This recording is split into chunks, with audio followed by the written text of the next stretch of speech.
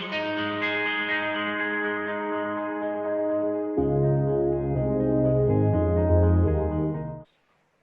right, so we're going to kick off now. I'm sure people will still filter in over the next few minutes as we all get our bearings.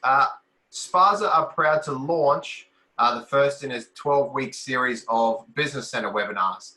So have a look at spasa.com.au to check out the next 11 weeks. Today, we're joined by David Stennett, who you'll see there, who will be training us in the first webinar called Customers First and how to bring this to life. Thank you, David, for joining us. We're also, the format of these will take, what we're going to try and do is an interview, a real life interview of people who actually work in these specific topics. So today we're joined by Troy Cartwright from Poolworks. He'll be the first interviewee. Troy is the Chief Services Officer for Poolworks. Thank you for being with us, Troy. We do appreciate your time. Thanks, Luke. Pleasure, mate. So to kick this off, I've just got a few questions for you, Troy, if I might, as to how Poolworks approach customer service, because naturally it is a very important part of all of our businesses in all that we do. So, Troy, can you please tell us why is customer service so important?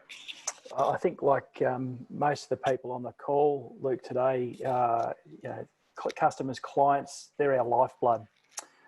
In our particular case, anyone working in retail, but indeed services in the industry, they return to us because we're trusted and local.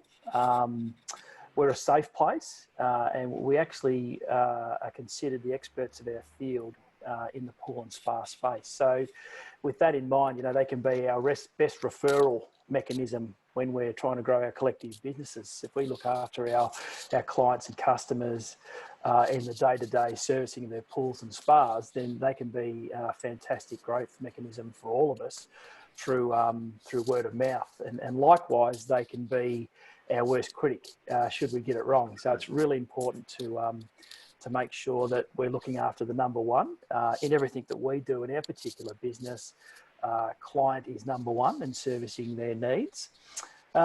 Look, as I said, they come to us in good times and in bad. So, in the peak of season when they're swimming and enjoying the pool with their family and friends, they're there. And then also when things go bad, when there's storms and things go wrong with pools, they turn to us for advice and support. So, we've got to demonstrate through our service the ability to be there in all of those times. And that's why they're so critical. It's not just through the peak of season, it's through things that we're going through right now through COVID-19. So that's the way we see it. So our intentions for customer service excellence, we may not always be able to achieve them. So I guess, how do we identify and close the gaps between intention and delivery and excellence for customer service? Yeah, and I think a lot of people would do this. Again, on the call, it's about measurement. Whatever you do in your business, whatever metric you have, whether you want to grow pump sales or grow chemical sales, increase your number of regular services, if you don't set those targets down and then measure them on a regular basis, with your team, then you're not really tracking anything. So how do you know where you're going and what you're doing?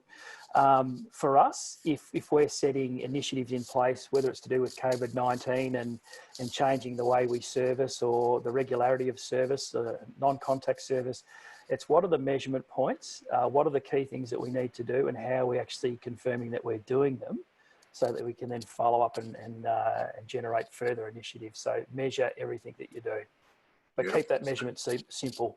So really being proactive in how you approach that is kind of critical there, right? Absolutely. And mate, finally, thank you for your time. So when you're working with your teams to implement the customer service systems, what type of communication strategies are you using? It's interesting right now with all of us being largely home-based because of COVID-19 coronavirus restrictions. We've actually found that communications and touch points have improved in the way that we're initiating a lot of these activities. I mentioned to you guys before we came on the call that this is now week 5 for me working remotely, starting off part-time working remotely in the office, but now this is the 3rd week in full bottle. Look, we do a number of things. There's multiple avenues. Tactile training is harder at the moment, as I've mentioned. digital pre-recorded training programs that we can post on we do a weekly bulletin to our business owners, franchise partners, with any client-related initiative. So if we're talking to clients on the phone, we do some pre-recorded phone training scripts, and then we role-play those out. Cross-the-counter activities, again, filmed and then played back, so that not only can the team watch it once, twice, 3 times, it's there as a reference for ongoing training and just a refresher to do those things. And then, of course, poolside, the things you need to be doing poolside to maintain not only the service, but the client experience, as we call it, whether it's tidying up, doing the things that you need to do, taking pictures of the finished job in non-contact, non-touch servicing times that we're in at the moment. Other things too, social media, using PR to share success. So, our franchise partners sharing things that they've done well in terms of client experience, again, in times where you can't speak to them face to face, how they're communicating through text, finishing the job, sending a picture of the job, sending a follow-up text, asking any questions, all those sorts of things. And then what we're doing today, live webinars with people to come and join in. We've encouraged all of our people to join the SPASA webinars to actually upskill, learn a few tips and tricks, and go from there. But the most important thing for teams is when you're doing your training and when you're doing your systems and strategies, is to be consistent with it. So have a regular touch point once a week. We call them Toolbox Tuesdays, where we get together and talk about the initiatives for the week. We share the training videos, or we lock people into the webinars and remind them when they're on. Set the plan, set the measurement points, but then follow up the following Tuesday to make sure that we've actually delivered on them. And just watch your teams, watch them in store, give them feedback, and you'll know from those measurement points we talked about at the start how things are working. So just some ideas that we have. Beautiful. Thank you, Troy. I'm grateful for your time. Thank you very much for joining us, and we're thankful for Poolworks and the customer service initiatives that you guys initiate over there. Pleasure. Thanks, mate. Thank you. Appreciate it. We're going to flick to David Stennett now, who is he's the first of the cabs off the rank, so to speak. So David works for SPASA Australia, and he's primarily charged with managing the brand Splash, so the magazine and the expo. David is also one of the trainers with SPASA Training, which is the industry RTO. Early in his career, David was a primary school teacher and has a Bachelor of Education, as well as having a Certificate 4 in Training and Assessment. He's been in the pool and spa industry for nearly 15 years and has also done the Certificate 4 in Pool and Spa Service. So welcome, David. We're grateful for you to be here. We're in good hands to learn some more about how to put customers first. So David, I'll throw to you in a minute. I just want to let you guys know, when David's in the presentation, he may not have access to the chat box or the Q&A, which you guys can all see there. However, I do. So I might jump in at time to time when David pushes a question out to you guys. Keep those questions coming. We'll answer them in good process, and also keep that chat up. We're more than happy to engage with you guys. In fact, it'll help us all get more out of today. Dave, over to you, mate. I'll let you kick on with your presentation. Thanks, Luke, for the intro. I felt like it just needed some music behind it. And, David also likes walks on the beach and pina coladas and all that sort of stuff too. So let's get the share screen underway. Let's have a look here, make sure this is what we want. All right, how are we looking, Luke? We are good to go. We are good. All right, excellent. Luke is technical advisor among many other gifts and talents that he brings. We are a fabulous team at SPASA, and it's an absolute pleasure to work with wonderful people. Well, thank you first and foremost for joining us today, giving up some time of your afternoon. This is the first week of 12 weeks for business sector training. We're going to go through about 30 to 40 minutes of presentation. Want to make sure that there's some great nuggets, something for you to pick up and take away practically at the moment. We're living in a world of change at the moment, something that, to use the word that everyone's probably sick of hearing, but unprecedented at the moment. We're chartering some uncharted channels and waters at the moment. So thank you for being here. Thank you for investing in yourself. Thank you for investing in your team. Thank you for investing in making our industry even better than it currently is. We are all privileged to work in such a wonderful industry surrounded by such great people. So let's kick into it today. Troy, I don't know if you're still here or not. I think it looks like you might be. Thank you so much for that setup, that start that you gave us. Pleasure, mate. There you are. Hello, and thank you, sir, for launching us off as the pilot today as we take to the skies and we walk through some of this. So some of the points that Troy was making on measurement, involving team, communicating, training, creating what Troy called a client experience, a little bit of what we want to take away today. So welcome to week 1 of the business training. Let's move into slide 2. There we go. Okay, so this forms part of a unit of competency of implementing customer service and standards. What we're going to do today is go through a bit of a broad brush. So our process today really will be how we're going to contribute to customer service and standards, implementation of customer service systems, and then implementation of team customer service standards. So Troy didn't even know that these were the 3 main points of today, and he's beautifully set up in his key notes to start those 3 things. Contributing to customer service as part of a team, implementing those systems that make that up, and then working as a team together as well. And so that's going to be our process today.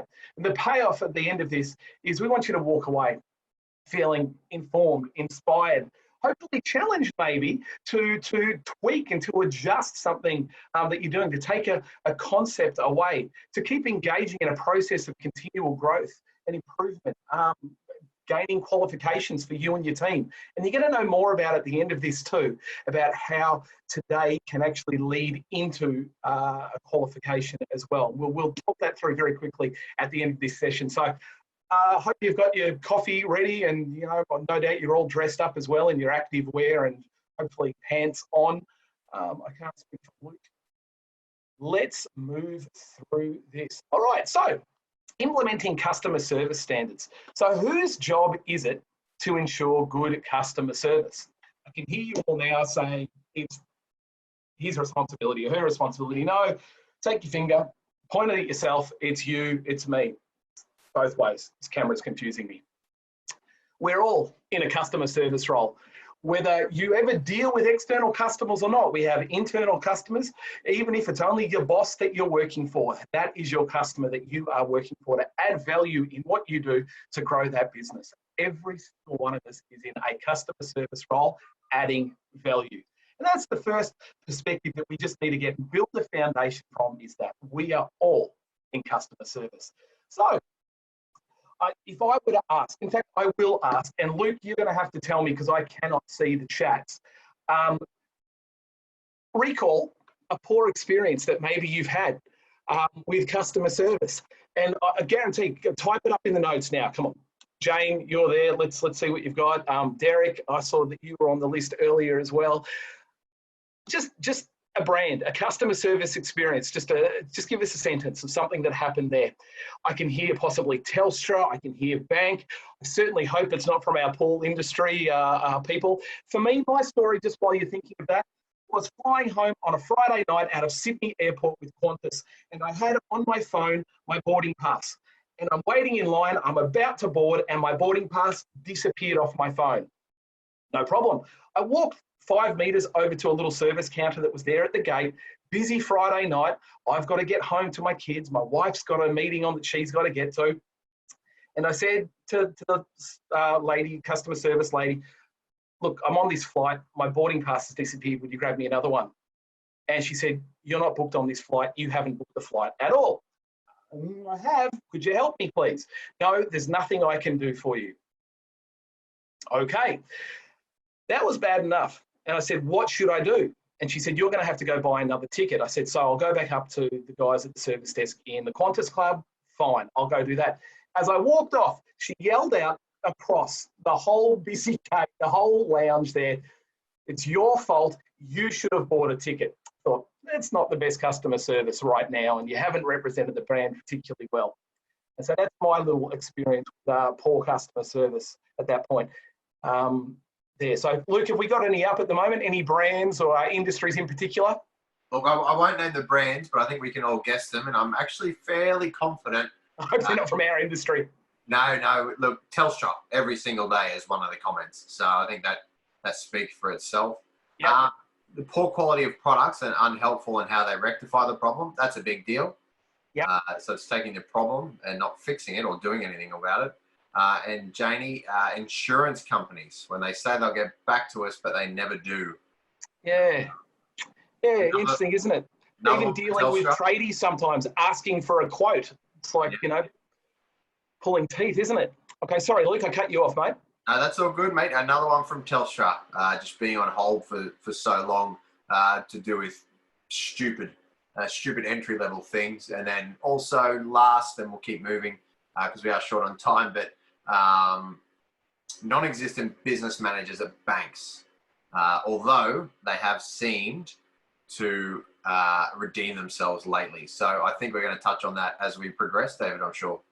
Great, let's do that. All right, so we've all had these bad experiences before that we've, got everyone feeling a bit angry and angsty now on a Tuesday afternoon. So hopefully we can lower that emotional level as we move on. So how do we do this? So look, often you see with a business, and maybe your business, your company has a vision or mission statement, but how often do you actually read it?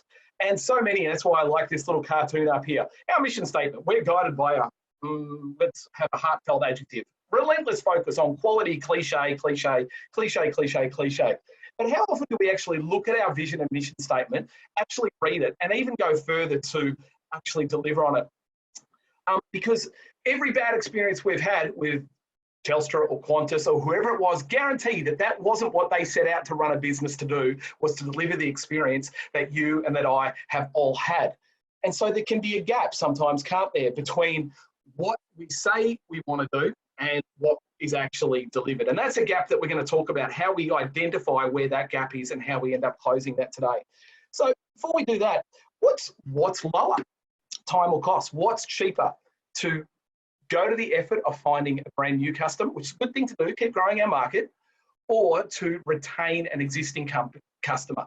We want to have a big, wide open front door, right? But we want to have a very small back door that once people are in, we're finding ways to retain and to grow. Here's some numbers for you. Repeat customers spend 33% more than new customers. It costs 6 times more to acquire a new customer than it does to keep an existing one. As little as 5% increase in customer retention. Because of those numbers, that leverage that you've got, it's a long lever, that stick of retaining customers and the statistics on their spending habits with you. As little as 5% increase in your customer retention rate can increase your profits anywhere from 25% right up to 95%, depending on how your business operates. So there's essentially these 3 strategies, right, in marketing. One is to bring them in, and you've got your strategies and how you do that. Maybe it's advertising in Splash magazine and turning up at Splash trade show. All sorts of different things that you might do to try and bring customers in. But once you've got them in, we've got to work them when we've got them. Maybe work them in store, work them on the floor, work them in a meeting that we have. And that's the second stage. And this is really important. And maybe that's offering things, great service and great advice at that point. It could be a free health and safety inspection, a free appraisal and quote, helping them with genuine customer service and experience, right? But that's all worthless unless we do the next thing, is that we close the back door. We've opened the front door to our business, we close the back door, and we have a really strong key strategy constantly of bringing our customers back to us. Some sort of a loyalty offer, some sort of a repeat business, something that keeps the hook and that customer drawing back to wanting to deal with us. And a key part of that has to be the customer experience in customer service. How were they treated? How did we make them feel? What was the result that they got? Did we just try and save them money and they had a rubbish job in the end and it didn't deliver what they needed? Or did we help them buy the right product at the right place, at the right time, in the right way, and they got the right result? Okay, so we've only got a few seconds really to make an impression. Hopefully I haven't lost too many of you today. with this presentation. We've only got a few seconds to acknowledge a customer, to get their attention and to show that we can understand their needs. And even less so in a digital world today with the COVID-19 where everything's at this social distance. I'm trying to maintain 1.5 metres from the screen. To create an impression that creates an engagement and experience with customers. Because a bad experience, you know, we spoke about that. We remember the bad experience. But you know what's interesting about a bad experience? For Qantas, I remember that lady behind the counter and the way she treated me, but I don't remember her name. I don't remember her name at all, but I remember the brand she represented being Qantas. And that's what sticks. Long after you've forgotten the person and after you've been forgotten by a client, if you didn't deliver great customer service, the experience of the brand remains. Now, to give Qantas a little bit of just of fair position here, when I went upstairs up to the Qantas Club, they looked after me immediately, printed out my boarding pass, and I was on that flight, which I may have waved at that lady with some sort of intent as well, might have, allegedly. So, what are the benefits of good customer service? Goodwill, reputation, word of mouth, all these things that make our business succeed and to thrive. But it's also increased productivity. It's also increased profitability. Good customer service, it's somewhere you want to be around. It creates a great team. And when you've got a great team and a great vibe, it's the vibe, it's Marbo. When you've got a great vibe, then it's a great place to actually be. There's these other sort of peripheral benefits aside from just the relationship with the customer that is built into our businesses. It's a great place to be. What are the characteristics of good customer service? Being polite, attentive, building rapport. And as Troy actually said earlier, knowing our product and service as well is so important, that we actually know what we're talking about. And if we don't, then we can give an honest response and go, let me just find out that information for you. I can grab that for you. And then we've got to move from understanding clients' needs and understanding what the benefits are into, understanding the characteristics and benefits. So I'm finishing with the top one here on your screen, which is understanding clients' needs. I've left that one to last. And that's first impressions matter. Quality of service matters.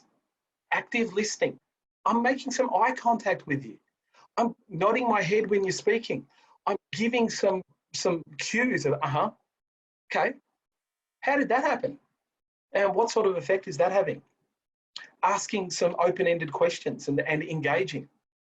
You know, a seriously important part of this is our non-verbal body language. I'm doing a lot of vocalizing today, and I'm finding it very difficult as a presenter to not have a room full of people where I can gauge whether you're falling asleep, reading the paper, looking at your phones, or you're up and you're engaged in what's happening here today. It's quite difficult because I'm not getting those verbal cues. I've got me looking back in a camera with this face and making all sorts of hand signals. But our non-verbal cues matter, our body language. You know, when we're on public transport and we're sitting down, we put our bag next to us and we hope that that person getting on the bus now won't come and sit down next to us. Or we've got that seat on the plane. Man, I hope it's free next to us on the way home. Do we ever demonstrate that in our business when someone walks through the front door? Do we ever demonstrate that as a leader of a business when the phone rings or there's a customer challenge and our shoulders drop and our voice gives away that, oh, customers are a frustration, and we're leading by example to our teams that maybe customers are more of a frustration than they are the key to our business. Non-verbal signals also work for the positive. A smile, hi, eye contact, leaning in. A nod, just an affirming nod. I'm a people person. You know, I feel those responses and adapt, but the world's changing. And so my next question for you all is, we are in a changing world right now. This COVID-19 thing, I'm sorry to keep mentioning it, but here we are. It's a reality right now and seems to be for at least the next few weeks and possibly months. So you can no longer necessarily see people face to face and engage in the same way as previously. Builders, tradies, service, retail, all of you. It's a new world. So in a COVID and post-COVID world, how are you adapting to this? What are some ways that we can adapt to? How do you keep delivering on your mission, vision statement, on excellent customer service that no doubt you all want, and deal with COVID at the moment? Luke, any responses coming through yet? I think everyone's just listening, mate. I don't have anything at the moment. Okay. If there's something coming through, I want us to be able to share these with the group because it's a really challenging situation right now in this post-COVID. Maybe it's doing meetings like this across Zoom where you can actually see the person on the other end and you are able to deliver a solution and share your screen. Maybe it's things like that that are working for you or that you're working on. There's retailers out there who I wasn't able to get their link across here, but there are retailers now who are putting customer care, customer service things up on their website that are really engaging, really cool. There was another one, wasn't there, Luke, with involving kids designing swimming pools and engaging customers with kids designed swimming pools. And the winner will have their pool actually developed using a 3D a CAD program, which is awesome. So coming up with different customer service ideas in a distant world at the moment. Got a couple for you, David. We got. Yeah, go ahead, Luke. Got increasing the online presence is a big one. Training videos, doing live, FaceTime style videos as well with people who may not be together. Here's a big one, I think, is communicating and being honest with what we're able to do and what they can do.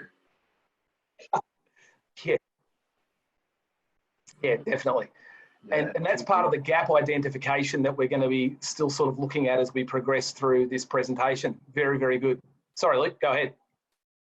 No, mate, that's what we've got for now. Two big ones, and I think, we carry on. Awesome. Thanks, team. Let's keep going. All right.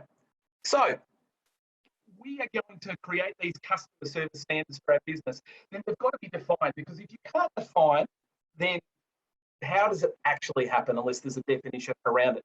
And so the first defining term I want to take a look at is time. That could be, we will answer all phone calls in 20 seconds, or we'll answer 80% of phone calls in 20 seconds. We'll provide an answer to each question within one business day. So we're putting a time frame around. We will complete initial quotes or works within 3 business days. Put a time around your delivery of. When someone walks into, if it's a retail space, we will acknowledge every customer within 15 seconds. Even if we can't serve them. Hi, I'll be with you just as soon as I can. Great to see you today. Okay, accuracy. Well, this is, as it is, accuracy, strangely enough, means accuracy. To say something like, we will get most of your order right, we'll get most of your order right some of the time on Tuesdays, is probably not a good enough standard. Accuracy needs to be, well, yeah, accurate. And clearly this benefits, has benefits for the client and the business when we are delivering around time and accuracy as well, particularly accuracy. Less callbacks, no double handling, no other inducements in place now that we've had to offer because we've burnt a client, and now we've got to offer them something else to try and keep them and maintain that relationship as well. So being accurate with the way that we deliver on our service and what we say we'll deliver is important as well. And appropriate is just simply means that you've got the resources to deliver on what you say you're going to deliver on it. There's no point having an expectation on you to deliver something that is simply impossible. So who's responsible for contributing to quality customer service? That's right, we covered it right at the start. The answer's still the same, even now, and it will be by the end of this presentation. Everyone, management, employees, existing customers, all of us, we all are. To retain clients, make better business experience both for our internal business, for our experience of just showing up to work, and for our clients as well.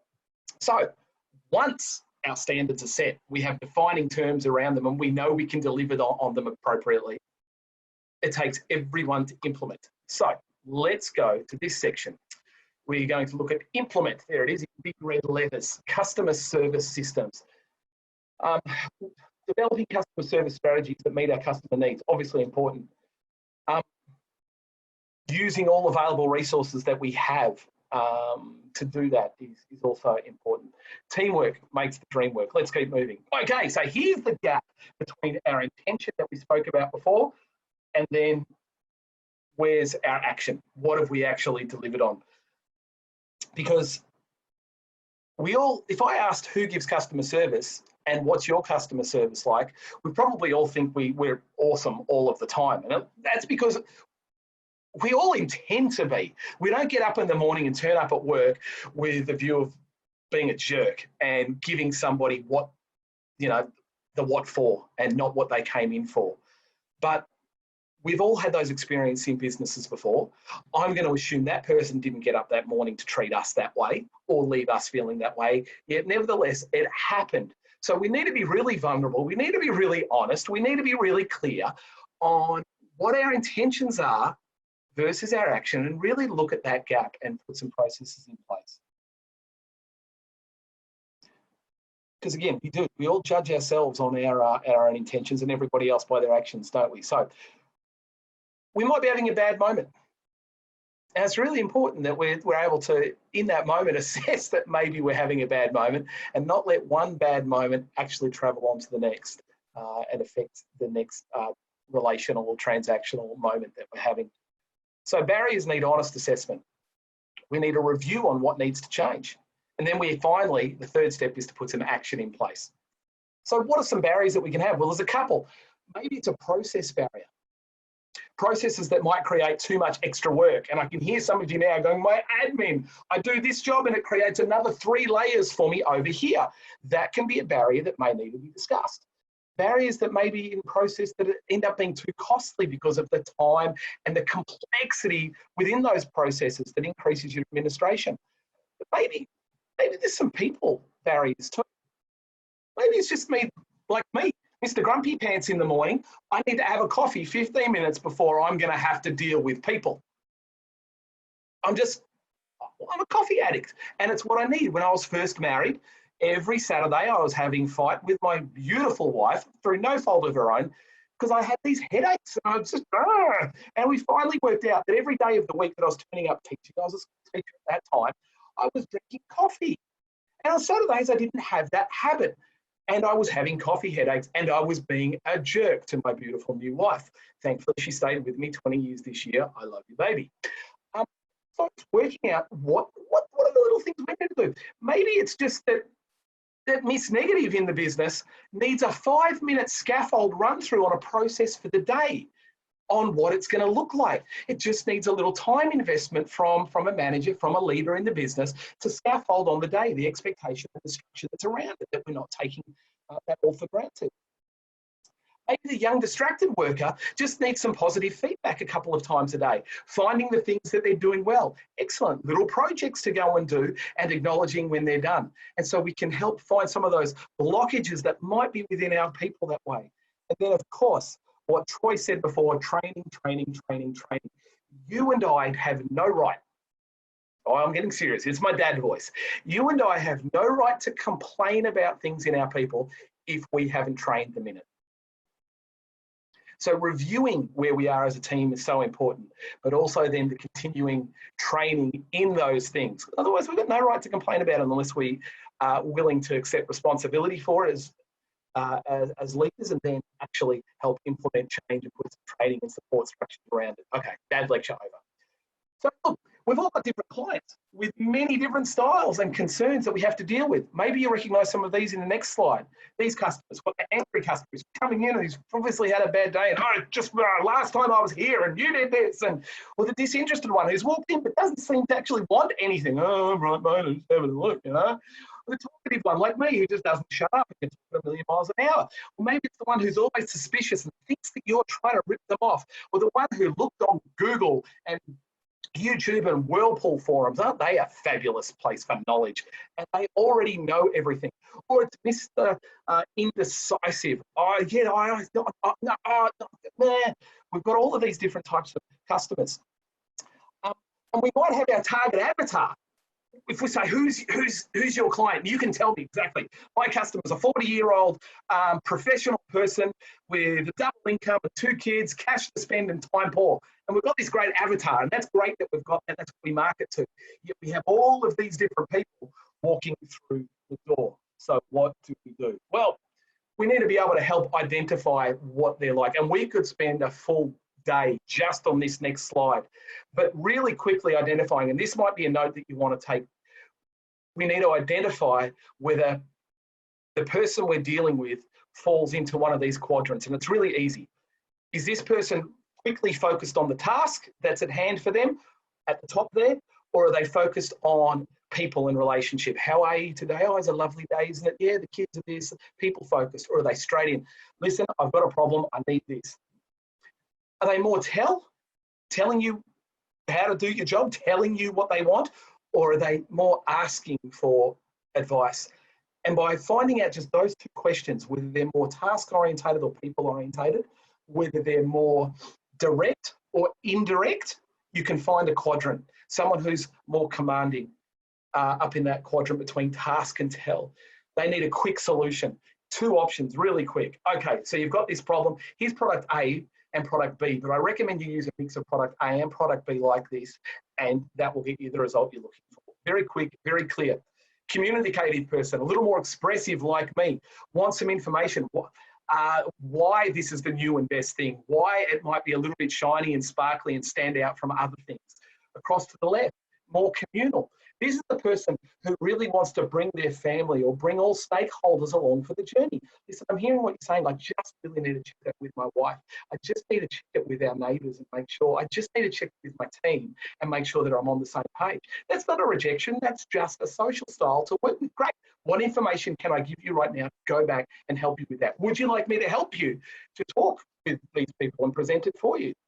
And then at the top left-hand side, the investigative. These are the real analytical type of thinker type of people who really want to investigate, and they don't want the spiel. They want the data. They want the curve. They want the G curve. They want the output, and they want clear information that they can actually move and make a decision on. Our job is to recognize the type of person we're dealing with and respond in the right way, to be flexible, to vary up the way we are to respond to what our customers need. There's a lot in this slide. Okay, so understanding the needs of your client's communication style is going to help, but it's up to you and me to adjust to their style. So here is a question. Luke, give me some responses on this one. And this is the question: why should a customer choose your business? Why should a customer choose you? I've got to give you 3 doors there. You've got competition. You might be essentially the same. I'm a pool builder, I'm a pool builder, I'm a pool builder. I'm a retailer, I'm a retailer. Why should they come through your green door and not go through the purple or the blue door? Give me some ideas. Sorry, David, you froze for a minute there, mate, so I'm not sure what was happening. Lisa? I talk at 50 megabits a second. Lisa has written industry trained, that they're industry trained, which is a good one. Excellent. Deborah has written trust.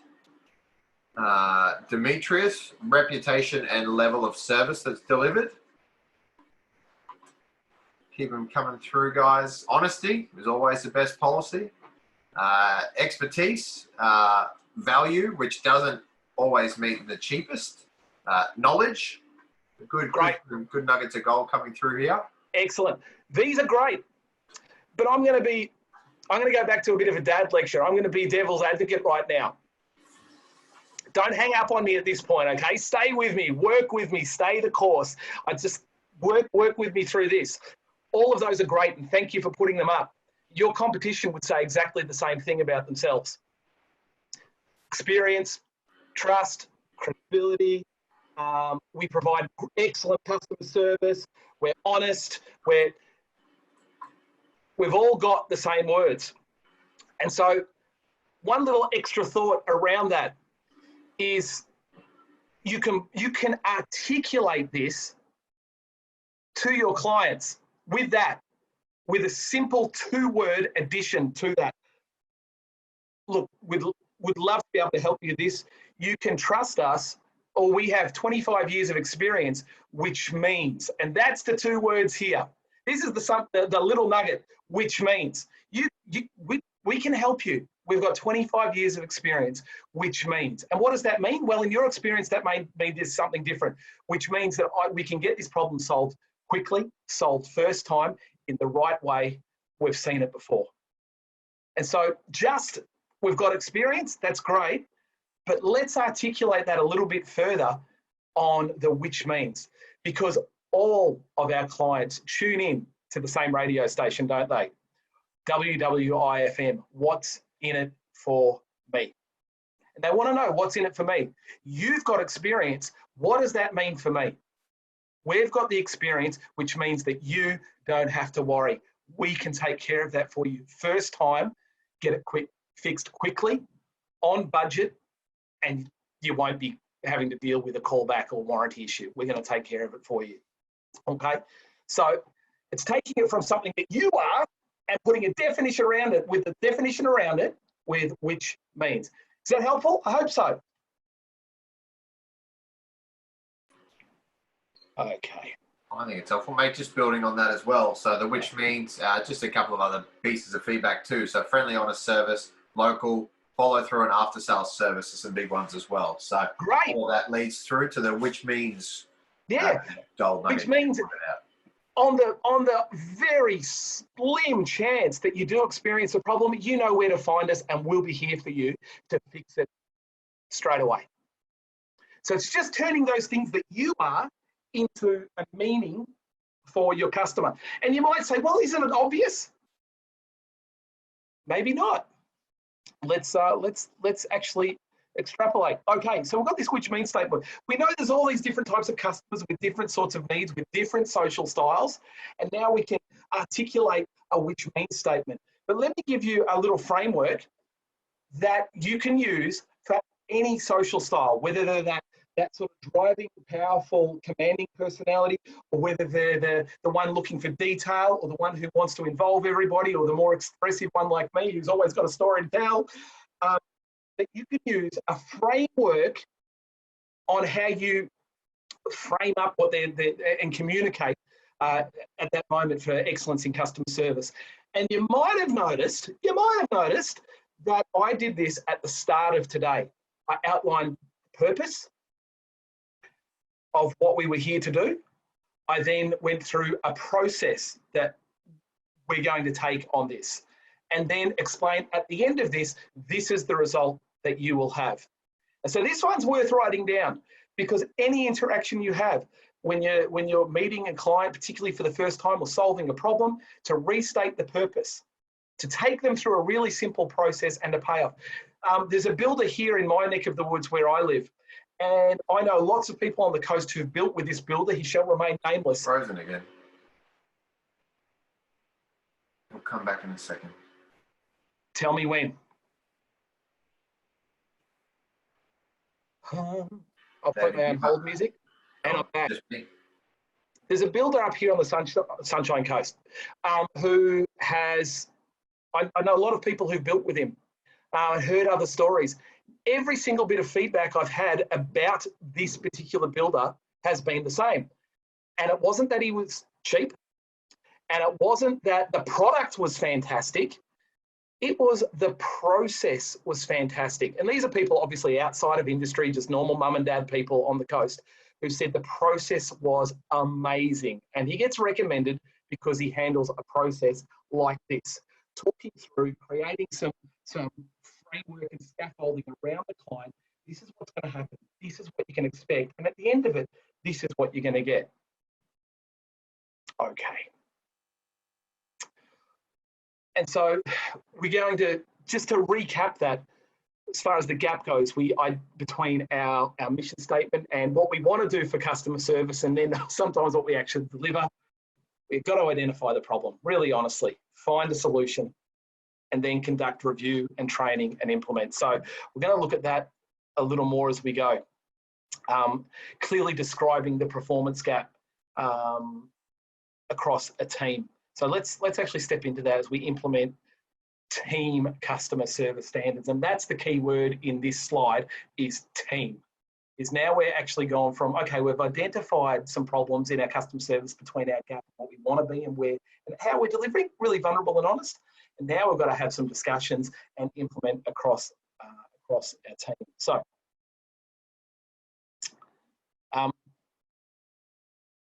there it is. You might have heard, and this is difficult because we want to empower people, don't we? We want to empower our teams and individuals. And part of that first thing, and it's really difficult for some of us to provide honest feedback, particularly if it's a bit critical. But we also need to acknowledge success, and those two things go together. It's the old, you might have heard it, kiss, slap, kiss sandwich of, yeah, I'm so glad you're a part of the team. I'm so glad for everything you bring to our business. Look, you know, we've been going through a bit of a review, looking at some gaps. How do you think you're going with this area? Have a bit of an honest conversation and frame it back at the end with, I know you got what it takes here. I'm here in support. If there's anything that you need around this and that you think that we can do better, that I can do better with you, let me know. The kiss, slap, kiss. But, you know, there's one of the challenges in closing the gap is actually having compatible goals. And what do I mean there is a company structure can sometimes have mutually exclusive goals depending on what part of the company you're in. So for example, let's say a corporate where somebody's working in sales and marketing and they're seeking to grow sales of a product and they are being rewarded or measured on the sales of a product. And so they're go sales. The offers are in place for marketing. The sales team are out knocking on doors and developing relationships, and leveraging here and doing this and doing that. And they're going to want to grow sales. But that could be in contrast with a procurement team who's measured on carrying minimum amounts of stock and how much money they're saving over here. And you've got these conflicting goals between two parts of the same company. And that's something that as an organisation, as a structure, that maybe you need to look at and make sure that your organisational structure and requirements driving team objectives are consistent. They're not mutually exclusive. They actually dovetail and work together. Obviously, very important. Just moving through, we're going to take a little sidestep on this because there's a limiting factor sometimes. I'm particularly speaking to any leaders that are with us today, any managers, any business owners. And sometimes we can be the biggest limiting factor to success because we don't do the D word well enough. Delegation. Interestingly, one of the most common criticisms from team members regarding their manager, regarding their leadership, is that they feel underestimated, that they don't think their manager recognises their potential, recognises what they can achieve. Just, boss, give it to me, let me do it, let me make you look great, I want to get this done. So why do we fail to delegate? Well, sometimes there's some good reasons.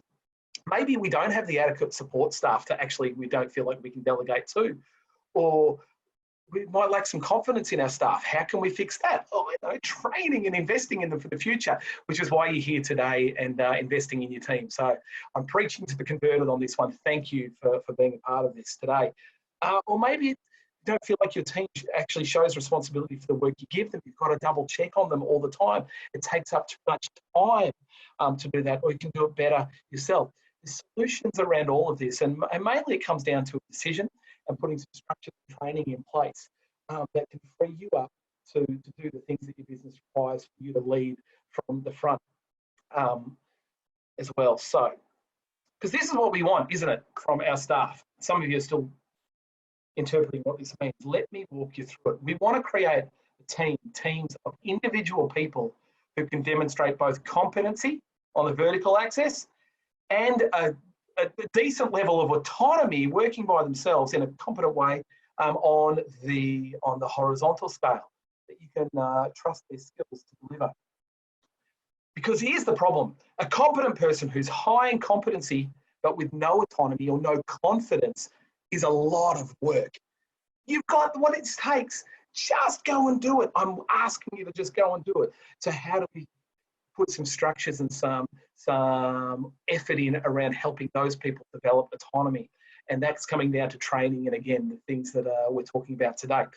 But then here's just danger. Danger, Will Robinson. Danger is someone who wants to be autonomous, highly autonomous, but with absolutely zero competency. That's just dangerous to your brand and your business, especially or particularly depending on what your business is. Maybe it's dealing with transporting and handling and application of chemicals.